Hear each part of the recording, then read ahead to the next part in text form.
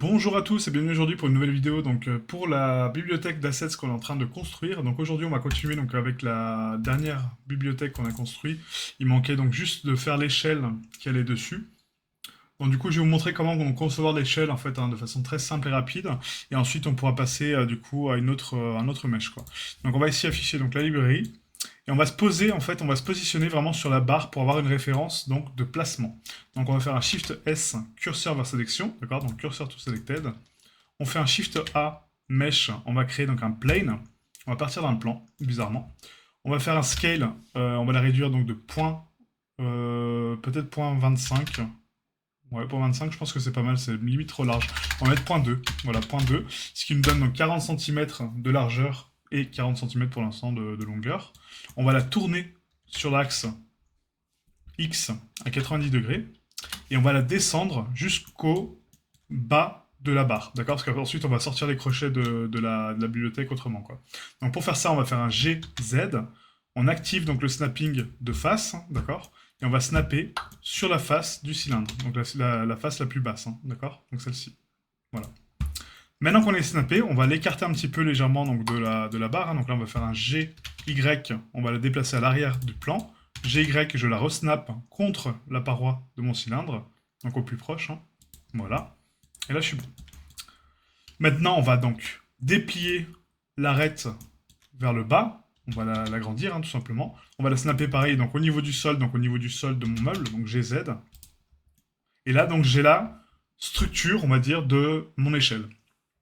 Maintenant, le but, par rapport à la référence, si on regarde donc la référence de la bibliothèque, voilà, on peut s'apercevoir que du coup, donc l'échelle, normalement, elle est légèrement penchée, mais elle est penchée pourquoi L'échelle, non, c'est pas celle-ci, excusez-moi. Elle est où l'autre bibliothèque? Je sais pas si j'ai sauvegardé la référence.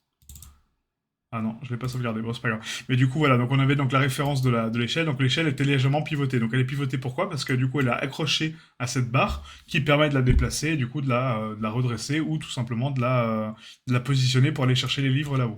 Ok? Donc pour faire ça, on va définir une taille de barreau, une quantité de barreaux déjà, donc cohérente, et une largeur de structure. Donc pour la largeur de structure, on va faire un CTRL R, on va snapper donc l'arête sur le bord gauche, on va faire un GX, et on va la déplacer donc de 0.05, donc 5 cm.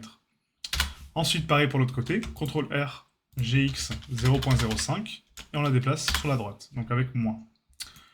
Maintenant qu'on a ça, on va créer donc la structure finale du barreau, donc en haut, CTRL R, on snap GZ 0.05. Et pareil pour le bas, donc la structure de l'échelle, on va la laisser ouverte parce que là, ce sera des barreaux tout simplement, quoi. Maintenant, on va appliquer donc la rotation de la taille, l'origine vers la géométrie. Comme ça, donc tous les paramètres ici sont à 0 et à 1. Et on va faire un CTRL R. Et on va créer donc à peu près 5 loop cuts, comme ceci. On valide. On va faire un CTRL B. Et les barreaux, on va leur donner donc une épaisseur de à peu près 3 cm. Donc on tape 0.015 pour avoir donc 3 cm. Rappelez-vous, le bevel écarte les edges en hauteur et en descendant et en montant, donc en hauteur et en descente. Et du coup, ça fait donc 0.015 en bas, 0.015 en haut. Donc là, si je valide mon bevel, j'ai bien 3 cm de largeur. Vous voyez? 3 cm de largeur. Voilà. Donc maintenant que j'ai mes lignes de construction, je vais pouvoir commencer à séparer la géométrie pour pouvoir créer mes barreaux. Donc les barreaux, on sait qu'ils rentrent légèrement dans la structure de l'échelle pour pouvoir être dedans. Donc pour faire ça, on va faire un CTRL R au centre.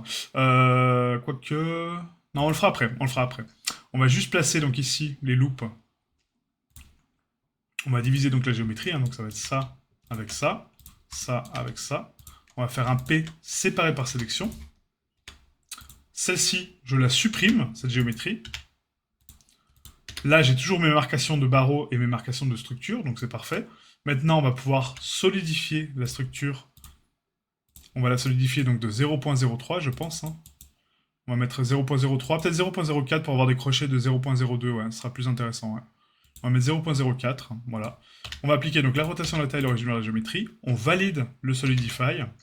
Et maintenant, il faut créer donc la structure qui va venir maintenir le barreau ici, quoi. Donc là, on va faire un sélection de face, sélection de face. On va faire un Shift D, on duplique ces faces sélectionnées. P pour les séparer par sélection. On resélectionne la géométrie qu'on a séparée avec le P. On fait un Loop Tools Bridge. et ensuite un fill holes pour remplir les trous. Maintenant, je vais fusionner cette partie-là avec celle-là, parce que c'est les mêmes densités de géométrie. On fait un bevel, et là on va faire 0.04, qui est la taille de notre barreau, à diviser par 8. Voilà, donc là ça donne des edges assez fins, donc on va adoucir davantage. Donc on tape 0.04 à diviser par 16. Voilà, donc 1/16 de la structure de mon barreau, et on met 2 segments. On active donc les normales pondérées, la triangulation et l'autolissage. Donc la triangulation toujours à la fin. Hop, on met en beauty, on fait les keep normals, et les pondérations, on les met à 100%. Voilà, j'applique la rotation de la taille, l'origine de la géométrie, encore une fois. Et là, j'ai bon. Maintenant, pour les barreaux, c'est assez simple. On va sélectionner donc toutes les parties qui sont ici. Et là, c'est la même technique, mais sans la duplication, vous allez voir. Puisque d'abord, on va créer les creux des barreaux. Donc, on va faire un inset. On va rentrer à l'intérieur donc de 0.005 pour avoir donc 1 cm de décalage. Donc là, je me retrouve avec des surfaces de 2 cm. Je vais faire une extrusion sur les normales individuelles. Donc, les normales individuelles. Extrusion, là, chacun part dans son sens, vous voyez. Voilà, donc elles ne sont pas fusionnées, elles ne sont pas unies. Chacun est individuel. Et on va taper 0.02 et en négatif. Voilà, pour rentrer dans la géométrie. Maintenant, sans relâcher ma sélection, je fais un Shift D. Je fais un P pour séparer par sélection. Je retourne en mode Edit. Je sélectionne la géométrie que j'ai dupliquée. Je fais un Loop Tools Bridge. J'ai mes barreaux. Je fais un Q, Fill Holes. Je remplis les trous. Q rotation de taille, origine vers géométrie. Et on est bon. Notre échelle est faite. Maintenant, on va créer donc les accroches pour donc la structure qui est ici. Donc je pense qu'on va partir sur trois accroches, donc une centrale et 2 de côté, d'accord, pour vraiment avoir un maintien un peu sympa. Donc pour faire ça, j'ai envie de faire quelque chose d'assez joli qui justifie que la planche ici ne soit pas en train de voler, parce qu'elle est accrochée à rien. Donc on va faire ici une sélection de face. On va faire un Shift S, curseur de sélection. Shift A, Mesh, plan. Rotation X 90, scale 0.1, scale 0.5, scale 0.2. Voilà. On va faire un GX, on va la déplacer donc au centre de mon edge qui est ici, à peu près, donc à vue d'œil. On va faire un Q, origine vers curseur 3D. On va faire un miroir pour l'appliquer donc dans l'autre sens. On va se faire un petit solidify pour faire une petite plaque de maintien entre les deux poutres. Donc là on va taper donc moins 0.005. On applique la rotation à la taille, très important, sinon le Solidify n'a pas la bonne échelle. Vous voyez à quel point c'est important. Rotation taille, origine vers géométrie. Pas origine vers géométrie, excusez-moi, l'origine on la laisse tranquille. Et là on va étendre cette structure. Donc on va faire un scale X, toujours en individuel, très important, laissez cocher l'individuel. Et on va taper fois 2.5. Voilà, comme ceci. 2.5. Donc là je pense que la plaque est un petit peu trop épaisse, donc on va l'enlever un peu, on va mettre moins 0.002. Voilà, ça ira très très bien comme plaque. On va faire un Q, rotation taille. Rotation taille, juste. Maintenant qu'on a cette plaque-là, on va faire un CTRL R sur le centre. CTRL R sur le centre. Ah bah non, on est en miroir, je suis bête. Donc là, on va faire un CTRL B. Là, on va écarter les loops. Et là, on va donner donc 0.01 au niveau de la structure. Maintenant, on sélectionne l'edge qui est au-dessus. On fait une extrusion sur Z. On va la snapper contre la paroi qui est ici. On fait une extrusion sur Y, on est toujours en Solidify. Sur X, donc on va aller jusqu'à l'autre côté. Donc là, on va snapper donc de l'autre côté, donc GX de l'autre côté. Extrusion Z. Voilà, on va s'arrêter donc à ce niveau-là. Donc GZ, on va s'arrêter donc sur cette arête-là. Voilà. Non, hop. Donc là, en mode arrête. Voilà, donc G, Z en mode arrête. Ou sinon, tout simplement, voilà, en plus simple, parce que là, c'est vraiment, on est en train de galérer pour rien. C'est que du coup, on va faire donc juste la loupe centrale ici au niveau de cette plaque. Donc là, on snap bien donc la fin de cette plaque-là à la fin de mon échelle. Donc GX. Maintenant, je crée une loupe centrale. Je supprime la face de l'autre côté et je fais mon miroir sur Y. Donc là, il faut que j'applique donc la rotation à cette échelle-là. Donc on va prendre tout le barreau. Shift S, curseur de sélection. On reprend cette structure Q, origine vers curseur 3D. Et là, j'ai ma plaque devant, derrière. Voilà. Donc ça, on va mettre en clipping. On va activer donc ici l'Event Thickness pour avoir donc la même solidité au niveau des coins. Et là, on est pas mal. Ouais. On applique le miroir. On applique le Solidify. On va mettre donc un petit bevel. Donc on applique la rotation de la taille, l'origine de la géométrie maintenant. On applique donc un petit bevel donc à 0.002 divisé par 8. Voilà. Avec 2 segments. On active donc les normales pondérées, la triangulation, l'autolissage. On met ça à 100% en beauty et on garde les normales propres. Maintenant, on va faire donc les crochets. Donc pour les crochets, il faut qu'ils soient vraiment sur la rambarde, hein. Donc pour avoir la référence de la rambarde, ce que je fais en général pour avoir une référence de crochet, c'est qu'on va snapper, donc CTRL R, on va snapper donc une loupe là où est le barreau, hein, tout simplement. Voilà. Ça nous donne donc une référence de scale déjà pour notre accroche. Et ensuite, on va créer l'accroche grâce à ça. Donc on sélectionne le cylindre complet, on fait un Shift D, P séparé par sélection. Je sélectionne ma duplication. Je la solidifie à la taille que je souhaite. Donc là, on va faire un solidify. Donc toujours à 0.002. Hein. On va mettre moins 0.002. On applique la rotation, la taille, l'origine de la géométrie pour avoir la bonne scale. On met en event thickness. Et là, on va supprimer les faces qu'on ne souhaite pas pour pouvoir les raccorder ici. D'accord? Pour faire le fameux crochet, quoi. Donc du coup, on va ici donc, prendre la face qui est ici. On va tourner autour. On va s'arrêter à peu près là. Voilà, on supprime. Donc là, il faudra écarter un peu la barre parce qu'elle est vraiment trop proche, du coup. Ouais, on va le faire tout de suite, hein, du coup, l'écartement de barre. Parce que là, oui, en fait, le crochet, il rentre dedans et j'aime pas du tout. On va laisser un peu d'espacement. Donc pour faire ça, on sélectionne donc nos structures ici avec slash. On passe en mode edit. On sélectionne que l'intérieur des loops.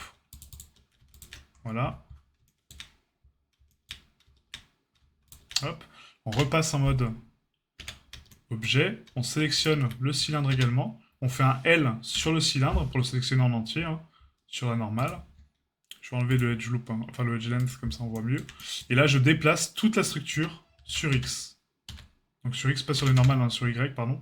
Donc GY, donc pas en normal, en global, et en origine médiane. Donc GY, et là je le décale. Donc faites attention au biseau, hein, parce que sinon après il est tronqué, vous voyez. Donc là, on va s'approcher un peu là. Voilà, là c'est pas mal. Ouais, voilà.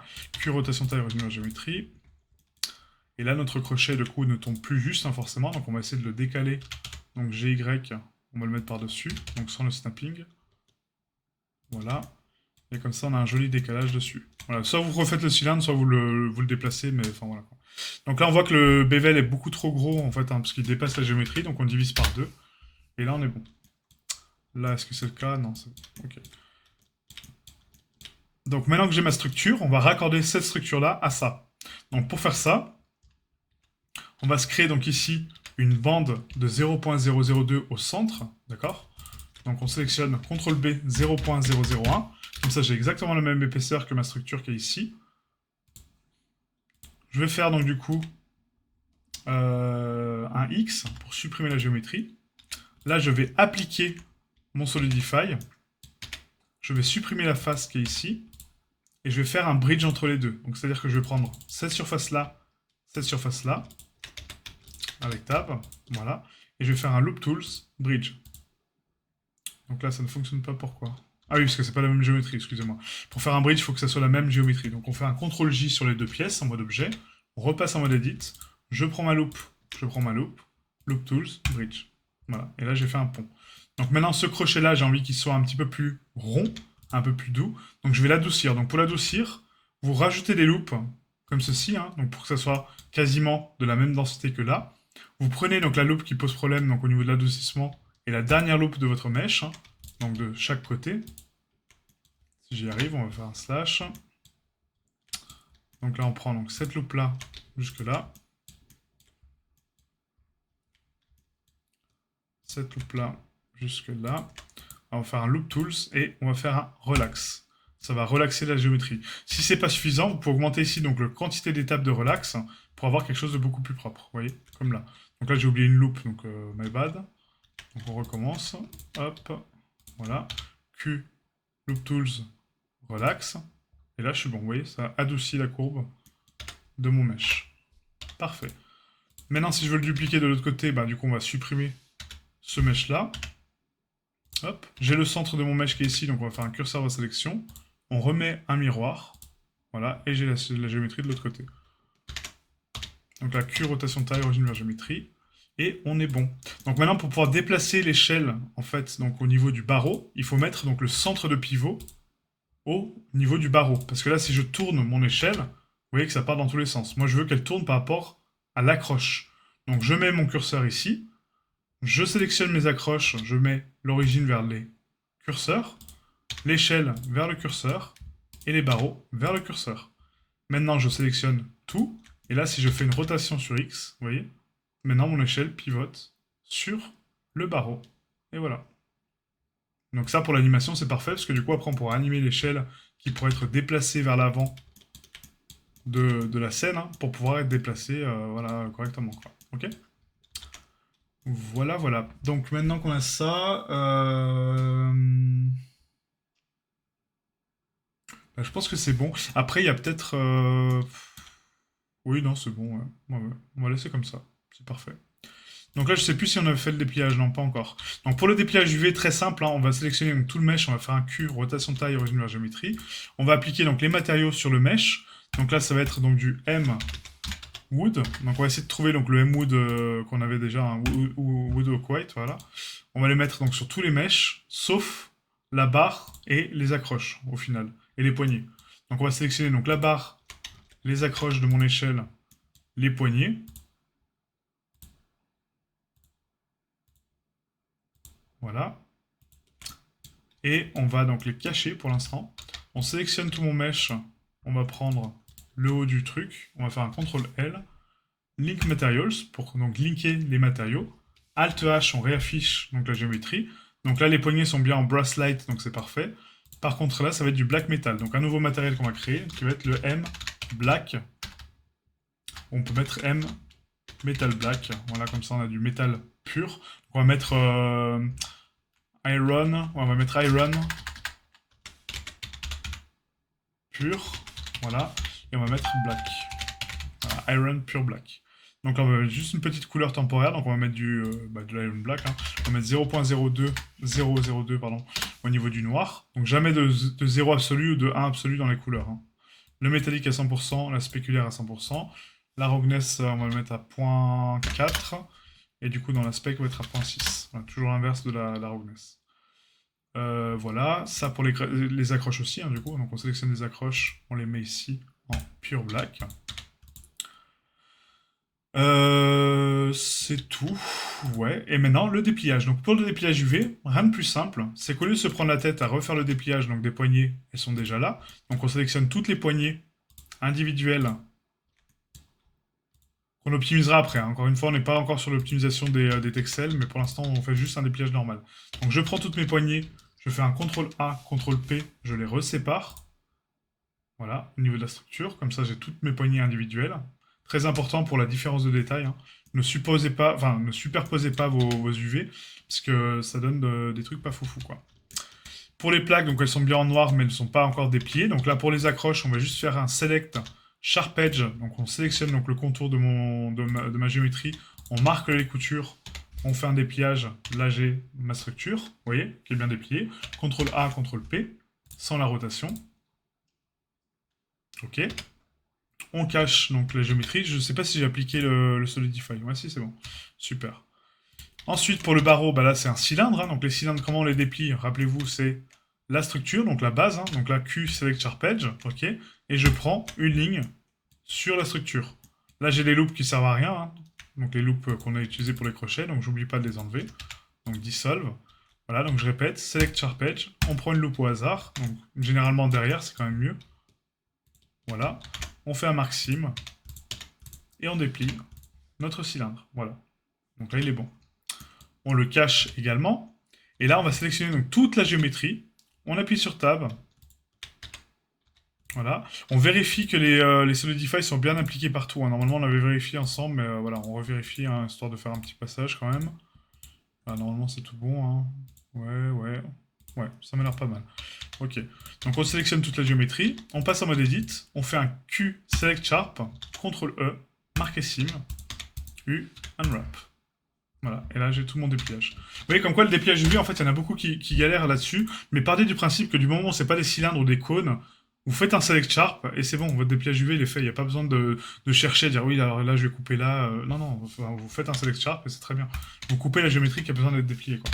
CTRL A, CTRL P, hop, on marque, et là on est bon. Vous voyez, donc là, mon mesh est parfaitement déplié. Ma texture s'applique parfaitement bien dessus, hein. J'ai mon bois dans le bon sens des rainures, nickel. Mes barreaux sont bien texturés. Voilà. Ah oui, il y a juste les charnières qu'on a oubliées. Donc les charnières, pareil, on va les mettre en black. Voilà. Et on va les déplier également. Donc ça, c'est des cylindres, hein. Donc là, il n'y a que les charpes qui ont été marquées. Donc les cylindres, on se rappelle, il faut prendre donc, toute la structure. Donc on prend une loupe au hasard, jusqu'au bas. Là aussi. Hop. Et si vous avez, par exemple, vous galérez en fait à faire ça sur la vue donc 3D pour les charnières, ce que je vous conseille de faire, c'est en fait, regardez, on va faire ça sur les premières, hein, voilà, donc ça c'est les premières dépliées. Et si, si je veux les faire sur celle-ci, par exemple, donc là je remets mon matériel, hein, pure black, je passe en mode edit, donc là elles sont marquées par le sharp, mais par contre, quand je fais un CTRL A, CTRL P, je vois que du coup mes cylindres, vous voyez, sont pas du tout dépliés. Donc pour éviter ça, vous prenez la structure, donc de longueur, hein, voilà, de chaque cône. Vous faites un CTRL E sur la partie gauche, hein, où vous êtes, hein, marque sim, U, unwrap, et voilà. Là, pareil sur cette partie-là aussi, hein, vous pouvez prendre donc le centre, là, là, là, là, voilà, CTRL E, marqué sim, U, unwrap. Voilà, ça revient exactement au même. Si vous galérez trop à travailler sur la vue 3D, n'hésitez pas à vous servir de la vue 2D pour faire votre dépliage, c'est pas gênant. Là, on va le faire sur les deux charnières en même temps, vous allez voir. Donc là, on prend ça, hop. Je sélectionne mon matériel, donc pure black. CTRL L, link materials. Comme ça, l'autre aussi prend le pure black, vous voyez. Maintenant, on passe en mode edit. Je sais que j'ai déjà mes hard edge de marquer. Parfait. Maintenant, je dois casser les structures de mes cylindres. Donc, je sélectionne la structure de mon cylindre, qui est une loupe centrale au hasard, comme on aurait fait sur la vue 3D. Hein. Hop.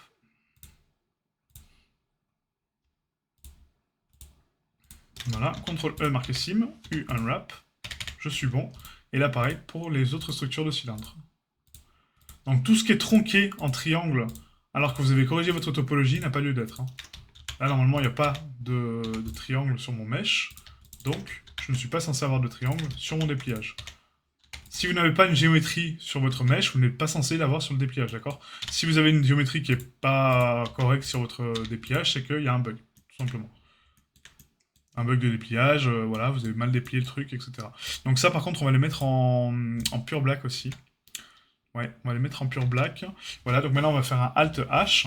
Et là, rien que là, pour faire la texel sur la densité des parties qui sont communes, on sélectionne donc toutes les parties en pure black. Donc un bon moyen de faire ça, c'est Select Link Material. On sélectionne donc tous les matériels qui sont concernés par le Iron Pure Black. Je passe en mode Edit. Je fais un CTRL A, CTRL P pour recalculer la scale. OK. Et là, je vois qu'il y a encore des mèches qui ne sont pas coupées. Vous voyez, donc là, on va les recouper ici.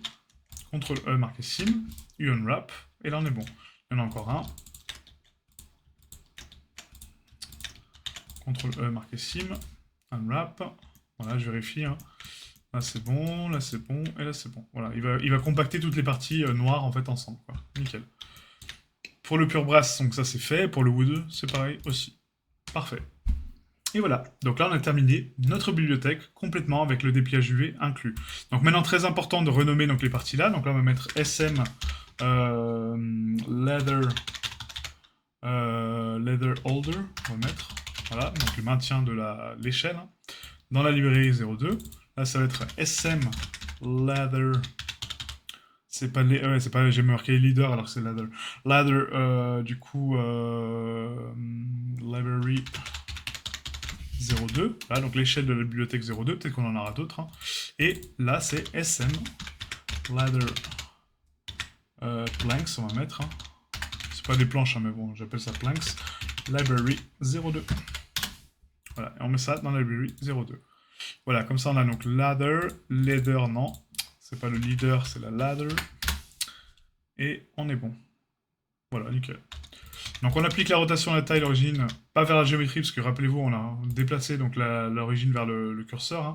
Donc si vous voulez recalculer l'origine au cas où, vous enlevez bien l'échelle, qui elle est une origine à part, d'accord? Donc on sélectionne donc l'échelle au complet, on fait un CTRL I, voilà, et on applique la rotation de la taille, l'origine vers la géométrie, que sur la géométrie concernée. Ok? Et voilà, on est bon, du coup. Donc la prochaine étape sera donc une autre bibliothèque, hein, voilà, donc comme je vous dis, on va vous faire une dizaine de meubles à peu près, hein, donc pas que des bibliothèques, hein, je vous rassure, hein, on va pas faire une bibliothèque de bibliothèques, ce serait un peu bizarre, mais voilà, on va faire une bibliothèque de meubles, donc là on va en concevoir encore, je pense, une de bibliothèque, un peu plus grande, un peu plus vaste, un peu plus complexe, et après on passera à d'autres mèches, plus intéressants pour vos scènes, d'accord? Donc le but, comme j'ai dit, hein, merci pour vos retours d'ailleurs, parce que j'ai eu beaucoup de retours par rapport à ça sur la série pour comment que ça vous servait justement pour créer des assets pour après vos rendus d'architecture, et c'est très très bien, c'est le but. Donc voilà, donc n'hésitez pas à créer autant de meubles que vous voulez. Donc je vous dis à bientôt, merci à tous et ciao ciao.